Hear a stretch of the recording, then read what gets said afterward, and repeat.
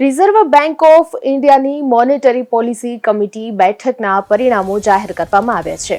RBI governor Sanjay મલ્હોત્રાએ આજે monetary policy કમિટીની બેઠકમાં લેવાયેલા નિર્ણયોની જાણકારી આપી. આ પહેલા ફેબ્રુઆરીમાં પણ રેપો રેટમાં કોઈ ફેરફાર કરવામાં આવ્યો નહોતો. આ નિર્ણયને કારણે તમારી હોમ લોન અથવા કાર લોનના ઈએમઆઈ હાલ માટે સ્થિર રહેશે. તે ઉપરાંત આરબીઆઈએ નાણાકીય વર્ષ 2025-26 માટે વાસ્તવિક જીડીપી વૃદ્ધિનો અંદાજ 6.5% વધારીને 6.8% કર્યો છે.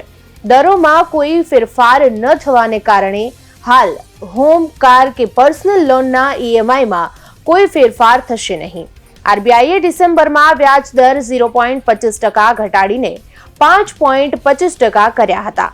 આરબીઆઈ જે દરે બેંકોને લોન આપે છે તેને રેપો રેટ કહેવાય છે.